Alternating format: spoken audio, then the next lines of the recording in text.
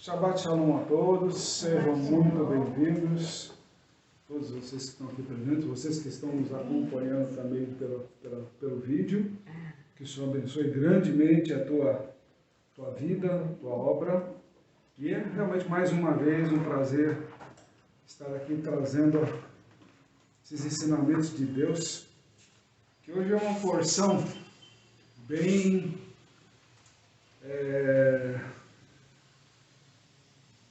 diferente, digamos assim, para muitos entendimentos de algumas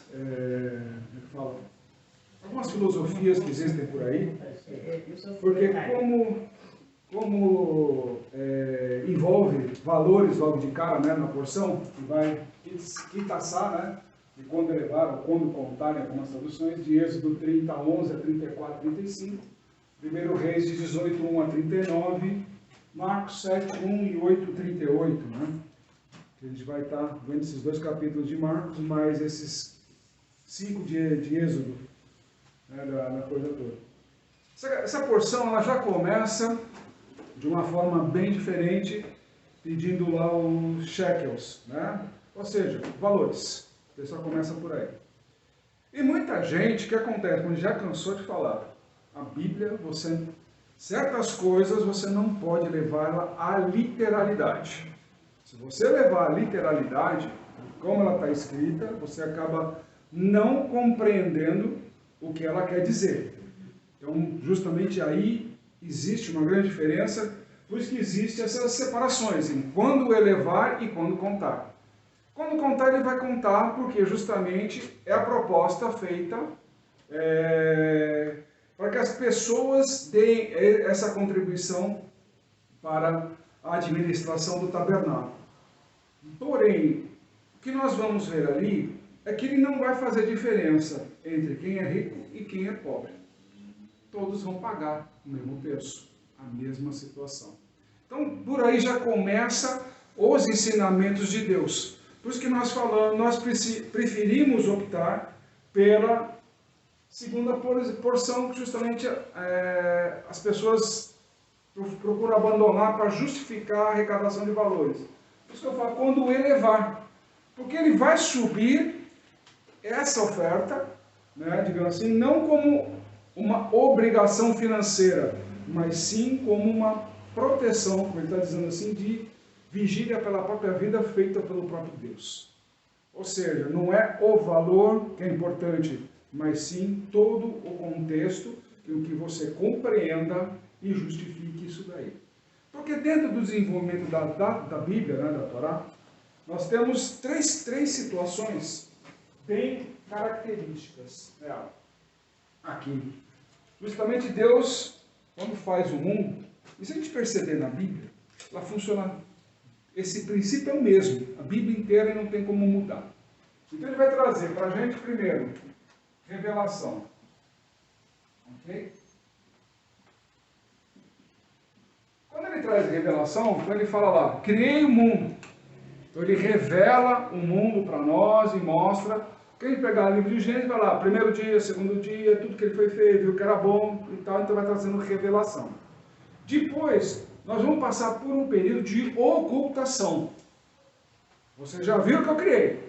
Agora o mundo é para vocês tomarem conta. Não foi isso que aconteceu? O que aconteceu logo em seguida? Tropeçamos. Então, ou seja, aí criamos o que? Aquele aspecto, vamos manter a tradição, a chamada rebelião. Ah, mas isso acontece na terra? Não, também nos céus. A rebelião dos anjos, todo mundo já conhece, já cansou de estudar sobre isso, tem bastante estudo sobre isso daí, e assim também acontece. Por que precisa acontecer a rebelião? Para justamente criar esse choque. E quando cria esse choque, as pessoas são obrigadas a fazer o quê? Elas já perderam um norte. Para onde nós iremos apontar? Tem que apontar para Deus. Mas de que forma apontamos para Deus? De que maneira nós vamos realmente nos comunicar com Deus?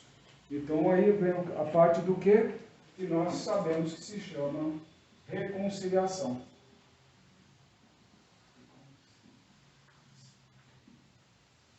Dentro da reconciliação, né, quando atingimos este estágio da reconciliação com Deus, obviamente vem o ápice, que é justamente o quê?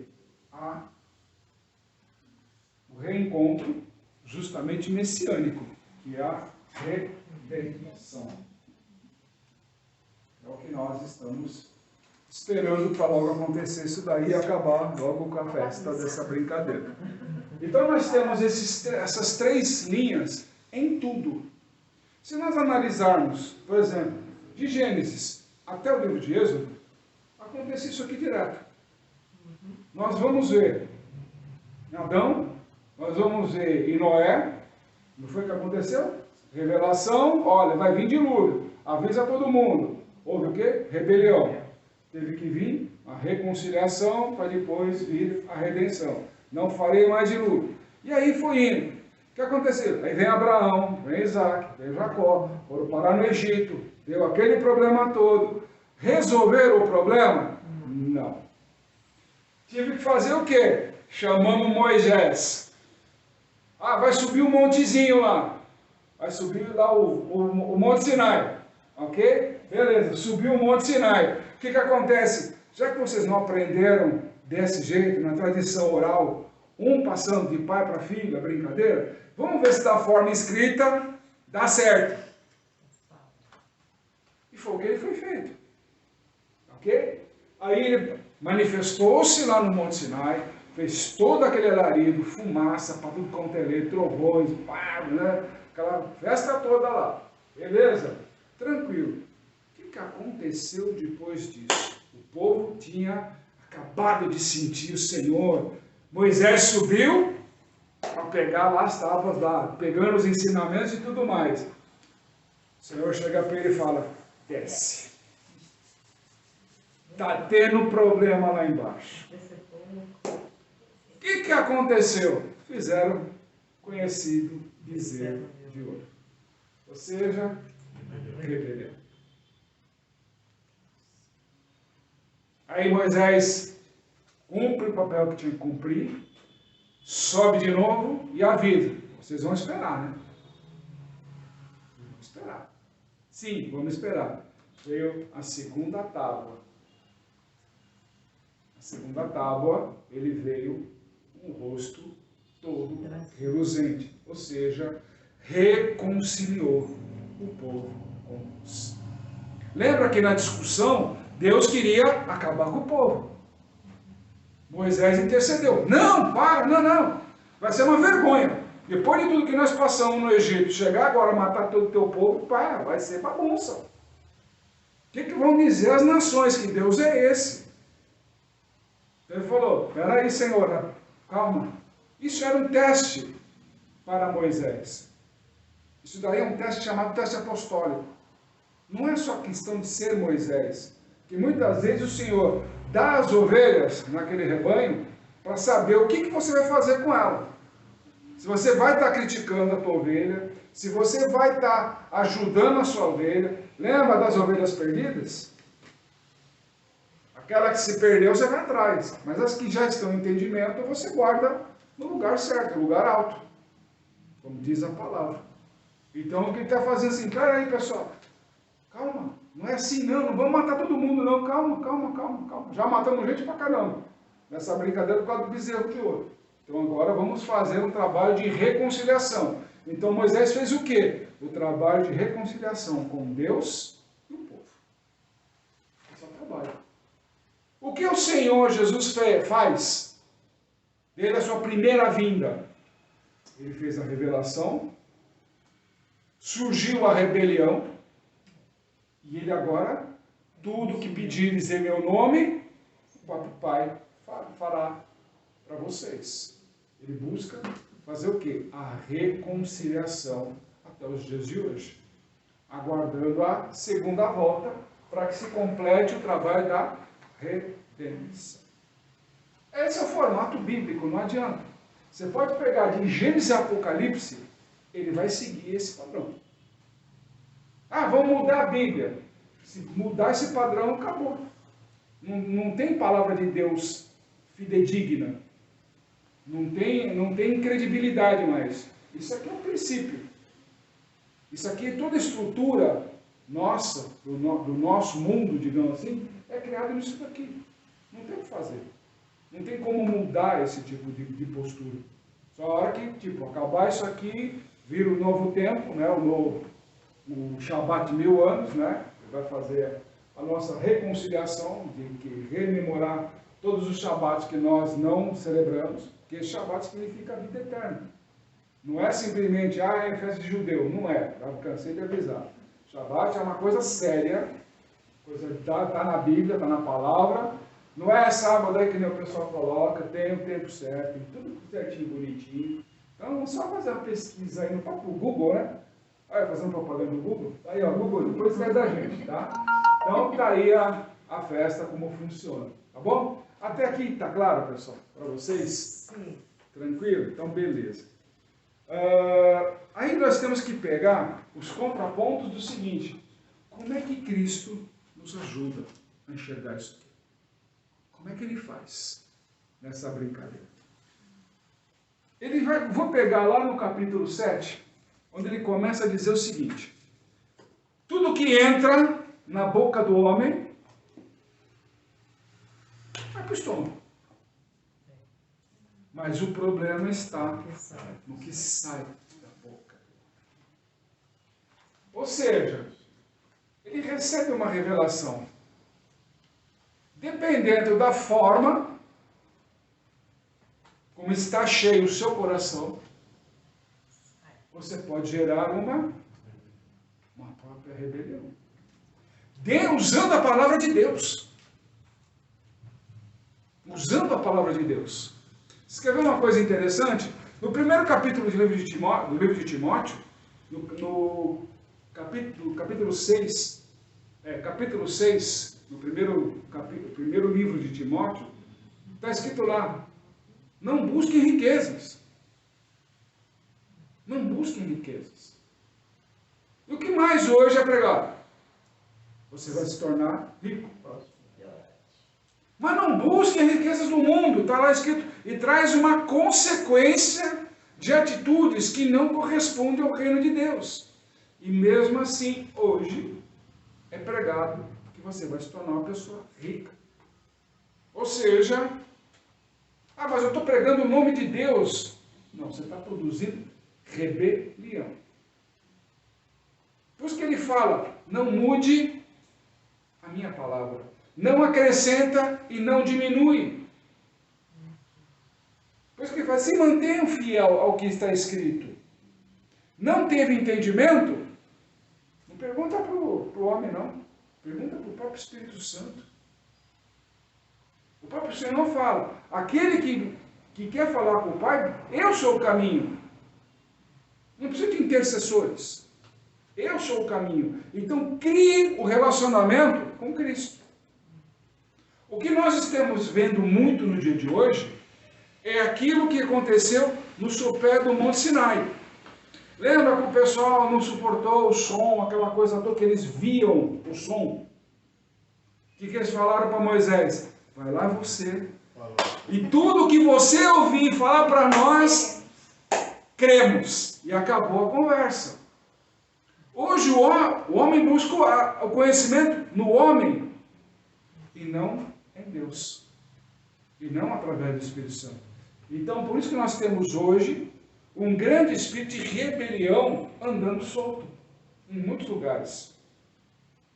Nós precisamos realmente começar a parar com essas ideologias e começar a olhar, peraí, vamos voltar ao princípio.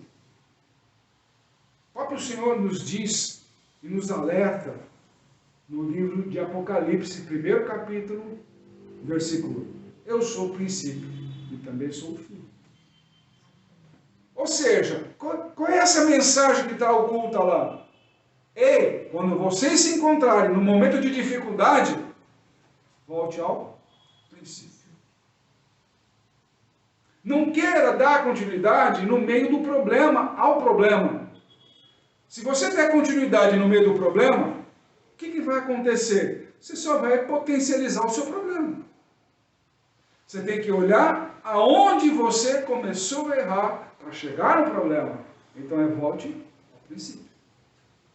Porque muitas vezes, na correria do dia a dia, naquelas situações que vão acontecendo, pressão do mundo, pressão de família, pressão de amigos, pressão da sociedade, pressão de governo, pressão de muitas coisas, você acaba fazendo o quê? Se perdendo.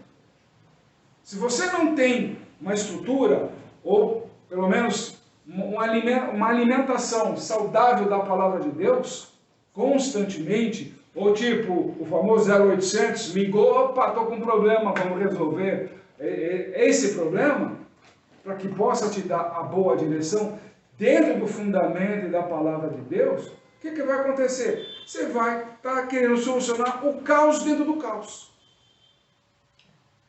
Então o que nós temos que entender, justamente nessa palavra que ele nos dá do livro de Marcos, é justamente isso. Aquilo que nós podemos produzir pela boca, pode ser o caos no meio do caos. Eu potencializar ainda mais o caos. Uma situação interessante, que nós percebemos aí há pouco tempo aí, é o pessoal, vamos para a Forte dos Quartéis, vamos sei o quê, as abelhinhas, vamos lá para o Zinho, aquela coisa toda que o pessoal fez, aconteceu, Brasil inteiro. Não, nós temos informações, nós temos isso, nós temos aquilo, não, tem traidor, tem pá, olha o que deu. Produzir caos no meio do caos. Poucos ouviram a palavra de Deus. Poucos. Muitos se ajoelharam. E há pouco tempo atrás ainda cobraram que Deus é esse que não ouviu o clamor das ruas. E eu perguntei, que pessoas são essas que não ouviram a direção de Deus? Fiquem quietos, descansem no Senhor. Não é para tomar atitude. Porque o dia que ele fala, marchem, é para você atravessar. É para chegar do outro lado. Não é para marchar? Aguarde. Vocês estão correndo perigo? Nenhum.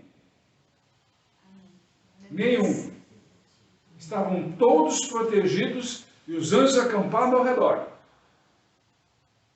Lá, tranquilamente. Nós mesmos aqui até fizemos campanha. Vão para frente dos quartéis. Mas não saiam de lá.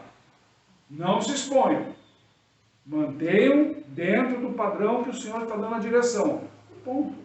Saiu da frente do quartel. O que aconteceu? Não ouviram o Senhor. Deu no que deu. Tá? Então, isso são as coisas que mantêm o mesmo caminho. Revelação, rebelião e a reconciliação que nós estamos buscando. Ok? Então, nesse caminho, também nós podemos usar, que logo em seguida, o próprio capítulo de Marcos, ele vai logo de cara, se não me engano, ele já vai começar a falar que tipo, os discípulos estavam preocupados que só tinha um pão no barco. O Senhor não estava preocupado com o pão, mas com o ingrediente que se coloca no pão. Justamente é o fermento, que é o hametz em hebraico. O fermento, ele pode gerar isso aqui. Você quer levedar tanto a massa, quer fazer com que ela cresça, potencialize, que você pode gerar o quê? No afã de você querer ter mais, você pode gerar uma rebelião. E se vocês olharem toda essa narrativa e discurso, os discípulos estavam discutindo. Não, porque nós temos pão, não temos pão, não temos pão, não temos pão. Vocês têm pão. O pão está sentado no barco com vocês. Vocês não estão enxergando? O pão está ali. E é um pão puro, que não tem nem fermento. Vocês têm que se alimentar desse pão. E não da preocupação do pão daqueles que estão ensinando para vocês. Que distorcem a palavra. Que colocam rebelião. Tanto que ele está lá colocando que tipo, por que o pessoal não está lavando a mão para comer? Isso dá uma resposta inteligentíssima. Vocês estão se preocupados com segmentos criados por homens, mas o simples exemplo de honrar pai e mãe, vocês não fazem. Vocês pegam, vamos supor, hoje em dia, a aposentadoria dos pais. Eu, por exemplo, conheço uma senhora, tem mais de 90 anos. Mais de 90 anos. Ela ainda é empregada doméstica. Todo dia, 7h30 da manhã, ela está dando entrada no seu trabalho, numa casa, e sustenta o filho e a filha. E a aposentadoria dela, mais esse trabalho complementar de dona de casa, ela fica o dia inteiro, e todos os dias, inclusive amanhã, sábado, né, ela vai estar lá trabalhando. O único dia de folga dela é domingo. Ela está pagando as contas das dívidas do filho que não para de fazer dívida. Pra você ter uma ideia. Então, hoje em dia, se ficou muito comum, tipo assim, quem pode pagar as minhas contas? E se encosta. O que é isso? Rebelião. Deus, enquanto estávamos atravessando o deserto, Ele forneceu água, forneceu codorniz, né, todo o alimento que era necessário, e forneceu pão. Quando foi para atravessar, o que aconteceu? Tudo que vocês colherem do lado de lá, vocês dão oferta dos primeiros frutos. Ei, nós vamos ter que colher? Não vai cair do céu? Então vamos continuar andando no deserto, que pelo menos não tem que trabalhar, né? Lembra que Josué veio com aqueles cachos de uva enormes, que sabe, aquele negócio todo? Ele trouxe tudo aquilo, ó. Isso aqui está dando lá de lá. Não, vamos ter que trabalhar. É a geração da rebelião. Ficou quanto tempo vagando? 40 anos no deserto. Hoje, nós estamos vivendo esse período. Deus está dando a todas as direções, atravessa. Mas não, peraí, e quem vai me sustentar? Eu vou ter que trabalhar do lado de lá? Mas aqui nós estamos ficando escravos. Nós estamos vivendo entre o Egito e a rebelião. Eu não quero ser escravo, mas também não quero obedecer a Deus. Eu prefiro fazer um propósito, que eu já falei aqui, que eu fiquei estarrecido, a pessoa fazendo um propósito para ganhar um iPhone. Eu falei, se vocês olharem meu celular, todo quebrado, todo bagunçado, estou nem aí, mas funciona e vamos que vamos. Eu vou fazer um propósito com Deus que eu tenho que ter o iPhone, novinho na caixa, alguém vai ter que me dar. Está lá, fazendo jejum, fazendo oração, até hoje, está lá. Eu falei, esse iPhone não chegou ainda? Caramba! Então muda a tática aí, né? Começa a trabalhar, quem sabe você consegue, Deus já te abençoar aí e você compra, né? O seu iPhone, aquela coisa toda. Não, vou continuar perseverando aqui em oração. Tá bom, filho, eu não vou ficar discutindo, porque foi orientação, inclusive, lá que o ministro deu para ela. Tá bom, filho, fica nessa brincadeira. Então, eu não posso ficar questionando e interferindo em outras áreas aí que não competem a mim. Então, nós temos aqui hoje essa formatação, onde fermento faz parte, as dúvidas vão fazer parte, tudo aquilo que ele já deu aqui, né? Maus pensamentos, imoralidade sexual, o roubo, assassinato, adultério, cobiça, rancor, engano, indecência, inveja, calúnia, arrogância, insensatez. Isso é tudo que o fermento produz dentro da pessoa, que está dentro do coração. Então, quando ele se alimenta de uma palavra de Deus, não podemos esquecer que tudo isso, inclusive está escrito aí, na própria palavra, na própria Bíblia, Marcos, está aí, tudo isso daqui está escrito aí. Tá? Só estou replicando aquilo que vocês têm aí já. Tá? Então, tudo isso daqui já está dentro do coração do homem, porque é da natureza. E não se esqueça que nós sempre brigamos com essa natureza. Tá? Essa sementinha do mal que habita em nós, que nós temos que ficar ali podando ela o tempo inteiro. Nós temos que ser o famoso jardineiro. Lembra que a Bíblia, toda hora ele fala, o meu pai limpa a eira, limpa isso, limpa aquilo, limpa os galhos. É a mesma coisa nós com a sementinha do mal que fica dentro da gente. Eu vou matar ela. Não tem como. Não tem como matar ela. Você vai ficar com ela até o final dos seus dias. Porque ela pertence a esta carne. ela pertence a este corpo, não adianta. E outra, esse corpo vira pó. Agora, o teu corpo celestial depende de como você se desenvolve ao ponto de manter também essa sementinha do mal podada ali, olha, fica pequenininha. Olha, vira uma bonsaizinha, fica quietinha ali, eu vou cuidar de você, mas você vai ficar pequenininha ali e não vai interferir em nada. É assim que nós temos que fazer. Não adianta chegar na radicalidade e falar, eu vou arrancar. Isso é rebelião. Você não arranca. Você não consegue arrancar. Porque ela vai ficar com você para sempre. Ah, mas eu segui a palavra de Deus.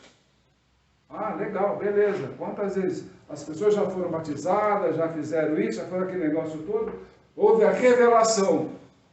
Aí daqui a pouco, já ouvi daquele pastor, eu vi aquela outra pregação na TV, na televisão, vi aquele negócio todo, não era bem assim como aquele falou.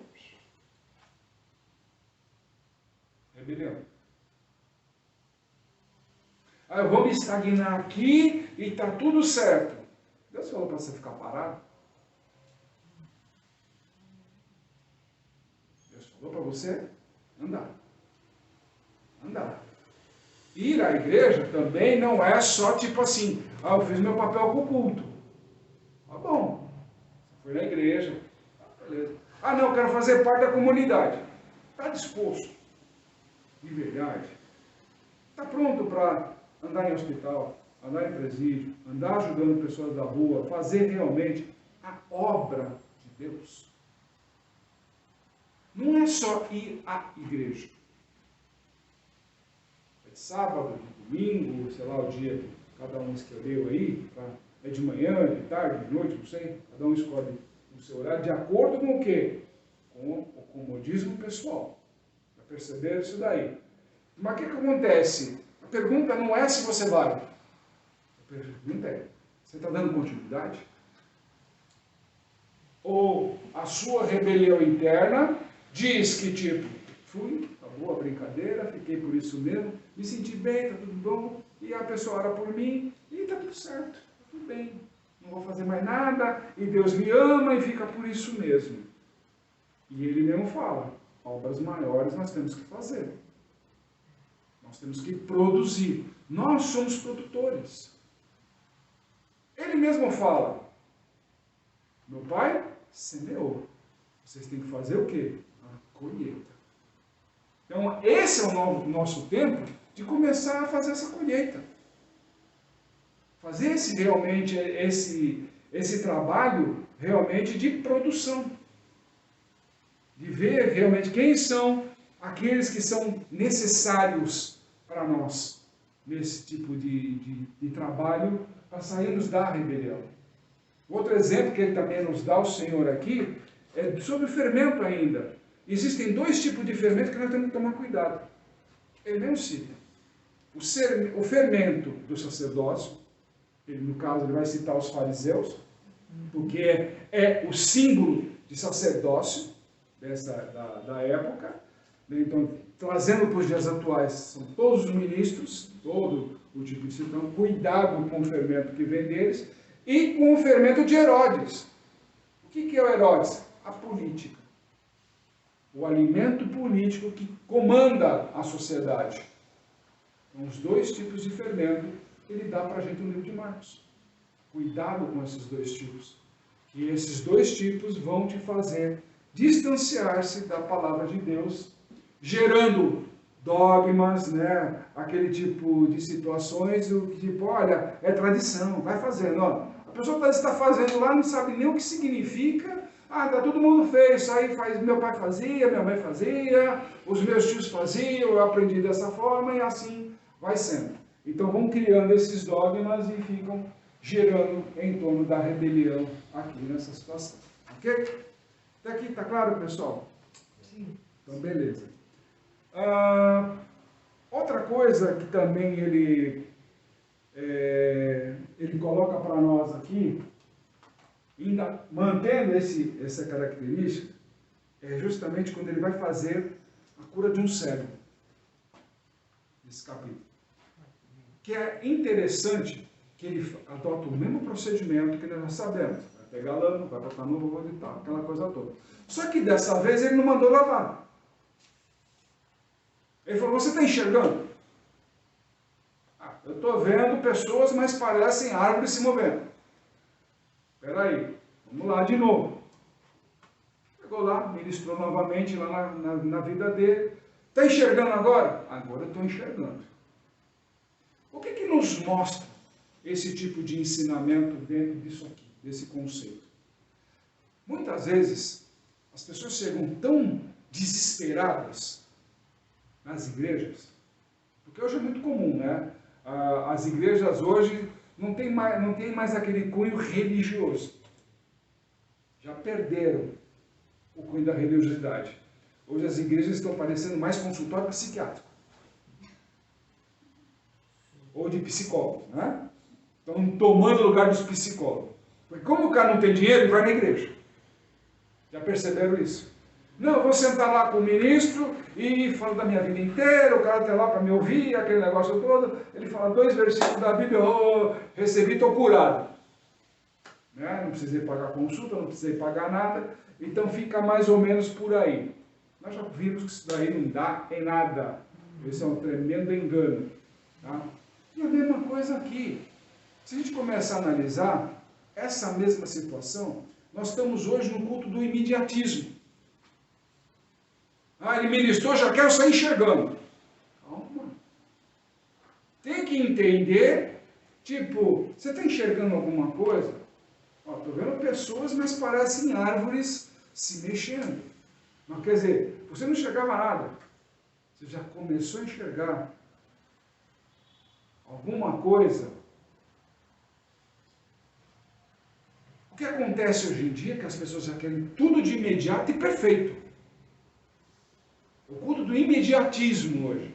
Você vai ser rico, você vai ter isso, você vai ter aquilo, porque Deus vai te dar, vai te... Peraí. Ele tirou um povo do Egito, 600 mil almas, tirou do Egito, levou na fronteira, em tempo recorde, falou, é só atravessar. É só ir do outro lado. Ah não, peraí, vamos ficar aqui no deserto mesmo?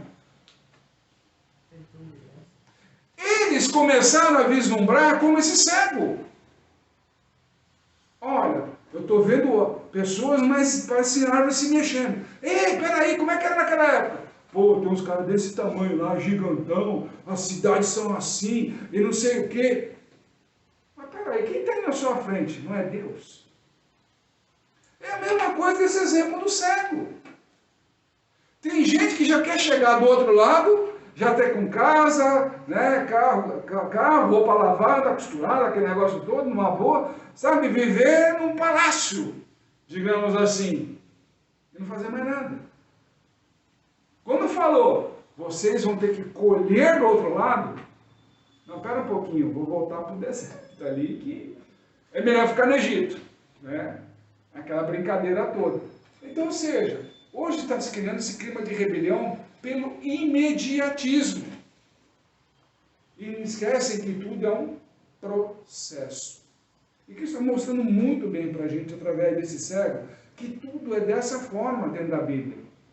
Não é nada tipo assim, pum, aconteceu, como se fosse um passo de mágica. Não, tudo requer tempo. Nós deu outro exemplo que a gente pode dar, Davi. Davi estava apacentando lá as ovelhinhas dele. Fala para ele, leva comida lá no exército, lá, que os caras estão guerreando com os filisteus, aquela coisa toda lá. Quem é que tinha que enfrentar o Golias? Não era Saul? Não era o rei? Para aí vai um catatauzinho de 1,5 m lá. O cara 1,80 m. Saul tinha mais ou menos 1,80 m, 1,82 m mais ou menos que ele tinha, segundo os históricos aí. Querer colocar uma armadura de um cara de 1,80 m num cara de 1,5 m, tem a santa paciência, né? É desespero de causa. Né? Não, peraí, eu vou lá com Deus. Acabou. Foi ele, afunda, 3 pedrinhas e acabou a brincadeira. Acabou a brincadeira. É a mesma coisa aqui. De repente você quer criar tanta coisa. Tanto, não, porque eu vou para Deus lá. Não, porque tem que ser o castição de ouro. O copo tem que ser de cristal. O altar tem que ser assim. Menos. Menos. Que o mais importante é o quê? A presença de Deus. A palavra que Ele libera para a vida de vocês e para tudo mais, que vocês se tornem prósperos. Isso é o que Deus mais quer.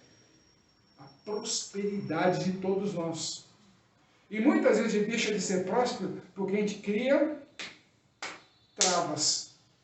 Não, porque não vou fazer isso, imagina o que vão pensar de mim. Mas espera aí, foi a direção que Deus te deu? Vai, faça. Não, mas o que vão pensar de mim? Espera aí, você tem que prestar contas para Deus, não para o mundo. O mundo simplesmente tem uma única coisa que ele vai fazer. Se você estiver ganhando dinheiro, ele vai te meter imposto. Vai te cobrar os impostos em cima disso. Né? E a brincadeira funciona por aí. Né? Então, ou seja, nessa situação, e aí, para fechar essa brincadeira, são duas perguntas que o próprio Senhor faz para nós. Quem sou eu?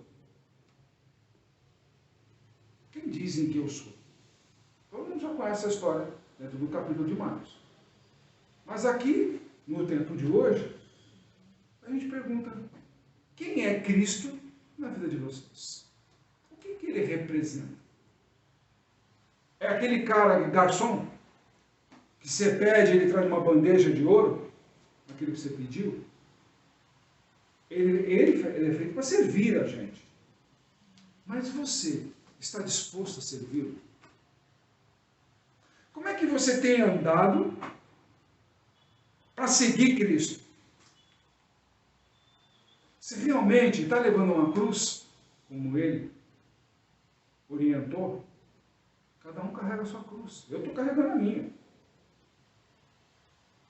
Ou nós ainda estamos sentados à beira do caminho, esperando o quê? Que a semente germine. Mas nem a semente do caminho serviu para germinar. Logo viraram o quê? Alimento de pássaros, de corvo. As outras sementes, uma ficou na pedra, outra ficou no terreno arenoso, nos espinheiros lá, e outra que foi para solo. Todo mundo vai para o solo fértil, né? Ah, solo bom, solo bom, solo bom, solo bom. Eu falei assim, que bom! Quanto solo bom! Mas cadê os espinheiros? Cadê o terreno pedregoso? São todas as etapas do processo. O espinheiro e o pedregoso. O pedregoso é aquele que não tem, aquela raiz fica exposta. Queima rapidinho. Sabe que é aquele cara? Você joga a palavra de Deus para ele, ele sai tipo, batendo no peito, tá? Cristo é isso, Cristo é aquilo, Cristo falou, o pastor falou que o Cristo vai me dar isso, aquilo, vai tão abençoado. Passou 2 dias, lembra aqueles cultos, não sei se vocês já perceberam, aquele culto que é o famoso pancadão, né? Que o cara chega, recebe lá, vira a piroleta, aquele negócio todo, o sapato pega fogo, aquela coisa maluca lá que a gente já conhece por aí, né? Eu sempre falo, pô, e geralmente eles fazem esse culto no domingo, sábado ou domingo. Você sai de lá uma pilha maluca. Aí quando chega na segunda de manhã, que tu tem que trabalhar, eu não sei onde foi parar aquela pilha. Acho que descarregou. De domingo para segunda descarregou. Sumiu. Sumiu. Não tem mais força nenhuma. Chega na terça, então, aquela palavra que está na Bíblia, que o cara lê no ônibus, lê no trem, lê no trabalho, lá. Cadê aquela força que teve no sábado e que teve no domingo? Sumiu. Terreno pedregoso, é isso aí. Sabe aquele outro também, espinheiro? Que sufoca. Pô, o cara potencial. O cara é profeta. O cara é ministro. O cara tem potencial. Pô, ele está obreiro, está começando agora. O cara tem potencial. Espera aí. Mas vamos ensinar a liçãozinha para ele. Vai limpar banheiro, filho. Mas espera aí. O cara tem potencial. O cara sabe se expressar. O cara sabe falar. O cara conhece a palavra de Deus. Está tocado pelo Espírito Santo. Ah, não, mas vai limpar banheiro. Vai aprender. Tem muito isso na igreja. Muito disso na igreja. Quando eu comecei, a primeira coisa lá na igreja é tipo, vai lavar banheiro. Normal. Limpo até hoje, não tenho vergonha. E aí? Não tem problema nenhum. Mas 6 meses depois eu estava em cima do altar dando testemunho e dando pregação. E aí, vou falar o quê? Sou eu? Não, é Deus. Ao mesmo passo que pessoas que eu vi que subiram no altar depois de vários anos, hoje não pregam mais. Hoje não pregam mais. Por quê? Foram sufocadas. Por quê? Os títulos maiores, não podemos, tem que ser do nosso jeito, tem que seguir essa forma de falar. Você já percebeu aí na televisão, na mídia, principalmente jornalismo, né? A gente pode dizer que ainda tem jornalismo hoje, né? Mas esses canais que apresentam jornais, estão ligados a alguma igreja, digamos assim, você já percebeu que o porte, o jeito de falar, a vestimenta é igual da igreja? Ele dá notícia como se estivesse narrando a mesma metodologia, a mesma didática, a mesma fonética e tudo, de acordo como se você estivesse na igreja. É o jornalismo dessas emissoras. Igualzinho. O que é isso aí? Os espinheiros sufocando. O que é isso aí? Rebelião. Aí quando surge alguém e fala, para de ficar ainda nesse tipo de situação, para de ficar no oba-oba de que você vai ser isso, vai ser aquilo, ficar assistindo esses cultinhos por aí, de cara famoso, principalmente agora, né, que virou moda, a igreja fica tudo preto, para poder, por causa de iluminação, aquele negócio todo. Eu falei, para mim a igreja tem que ter luz, quanto mais clara, melhor. Luz você tem que dar em todo lugar. Agora, quem você quer semear trevas, vou fazer o quê? Né? Só por causa, por causa do jogo de luz, disso e daquilo. O quê? O cara não tem luz de Deus? Fazer aquela pergunta, né? Então, sabe, na hora da gente buscar isso aqui, palavras de reconciliação. Que de desprezo, de desunião, está cheio. Guerras. Essas ideologias de hoje em dia, o que é isso aqui? É rebelião contra Deus. Por quê? Para que a gente busque uma reconciliação. Hoje, futuramente, essas ideologias vão buscar a reconciliação. Eles vão buscar a reconciliação. Porque vão ver que eles não se sustentam, não se suportam em si próprios. É como justamente o terreno pedregoso. Eles vão se queimar por si só. Por si só. Eles querem tanto brilho, tanta força, tanta luz, que por si só eles vão acabar se queimando. E já estão sendo sufocados nos espinheiros. Então, logo, logo, vão ser buscado a reconciliação. E começa esse tempo de paz que a gente tem. E aí que a gente tem novamente a pergunta: o que Cristo faz? Quem sou eu na sua vida? O que eu represento para você na sua vida? A resposta que quem tem que dar sou eu? Não. São você mesmo. Ele realmente é o Senhor da vida de vocês? E vocês estão dispostos a andar com Ele? Ou Ele é aquele que vocês veem por aí com a bandeja, né, de ouro lá, de prata, se vocês quiserem, servindo lá o cafezinho, servindo isso, servindo aquilo que vocês desejam. Amém, pessoal? Amém. Alguma dúvida? Alguma colocação que vocês queiram? Não? Nós vivemos hoje o famoso Evangelho da Prosperidade, né? É duro. O senhor acabou de falar agora há pouco, né, com relação vou te dar isso, vai ser aquilo, vai ter aquilo, vou te dar aquilo. E aí fica com as campanhas que você campanha não sei o quê, campanha não sei o quê, vamos fazer isso. Eles falam de culto da prosperidade, né? Mas eu vejo o seguinte, posso dizer, por aquilo que eu vivi, aquilo que eu ouço toda semana, várias pessoas, e teve gente que perdeu casa, perdeu apartamento, perdeu a vida, deu tudo lá na igreja e no final das contas ficou aí endividado, digamos assim.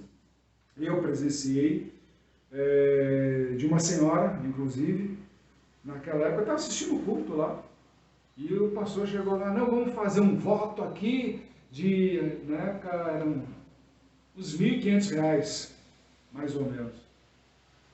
Eu falei assim, não, Deus me falou aqui, que tem aqui, acho que na época uns 100 pessoas aqui que vão ofertar R$1.500.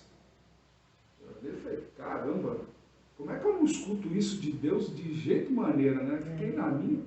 Aí daqui a pouco subiu um, subiu outro, aquele negócio, aí subiu essa senhora, que era minha amiga que estava sentada lá do lado, subiu, eu falei, onde você vai? Não, Deus me tocou. Quem sou eu para questionar? Vai lá. Chegou lá, dá-lhe o cartãozão e R$1.500 lá para a conta da igreja. Sem problema nenhum. Fechou. Quando chegou lá fora, eu ainda não era apóstolo, era pastor ainda, ela falou assim, pastor, estou com medo. Por quê? Não sei como eu vou pagar esses R$1.500. Mas peraí.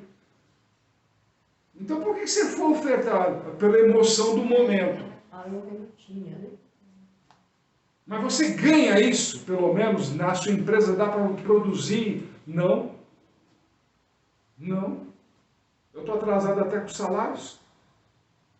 Eu falei, então, pera um pouquinho, filha. Como você quer fazer uma coisa dessas, só para você aparecer no filme, que você fez a oferta, fez isso, fez aquilo, só para você aparecer no filme. Ah, não, eu vou lá, vou conversar lá na igreja, para ver se eles estouram. Falei, você vai perder seu tempo. Não, mas eu vou tentar, não sei o quê. Foi lá, obviamente a resposta foi não, não vai devolver, óbvio, está isso, deve estar no estatuto da igreja, que não se devolve, e ponto final, e acabou. Aí nós fizemos um trabalho sério em cima disso, aí Deus honrou ela para ela cobrir aquela dívida e conseguir botar em ordem a folha de pagamento da empresa dela. Então foi esse o trabalho que foi feito na época com essa senhora. Depois eu falei para ela, não faça mais isso. Não suba pela emoção. Faça a diferença. Como Deus está colocando agora aqui. Quem sou eu na sua vida? Sou eu que estou cobiçando o que você tem? Ou que você faça uma oferta lançada aí de R$1.500? Nada disso. Ele está falando aqui, ó, dá um cheque, ó, lá. Uma quantia pequena. Porque isso é sobre sua vida. Deus nunca pediu fortuna para ninguém. Você acha que Deus te dá uma casa, te dá um palácio? Ele vai pedir de volta? Ele vai falar para você, não me conta. Eu te confiei.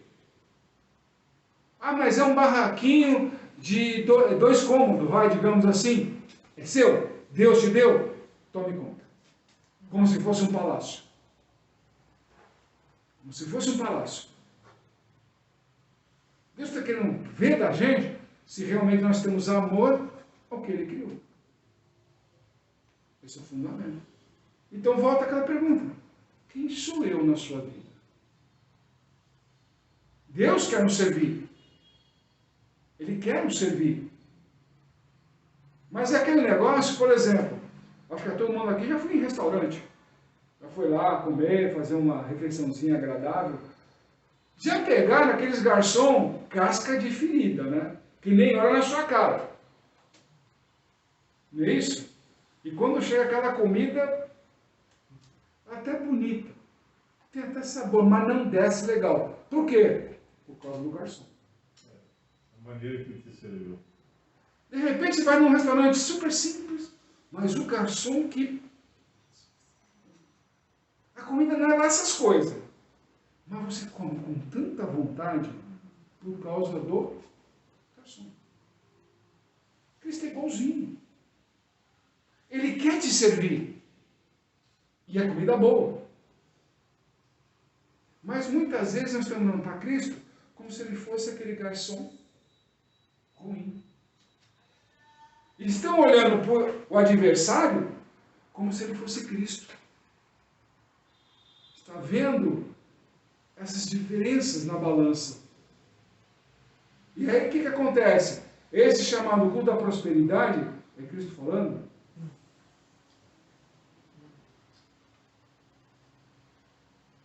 Lembre-se do exemplo dos garçons. O garçom vai te servir o melhor prato, mesmo tendo uma comida mais simples.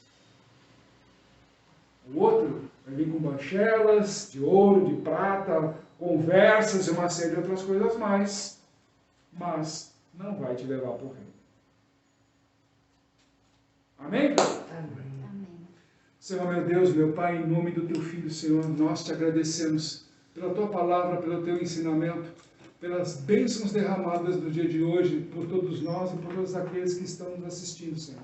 Que o Senhor venha, Senhor, a tornar realmente prósperos a vida deles, meu Pai.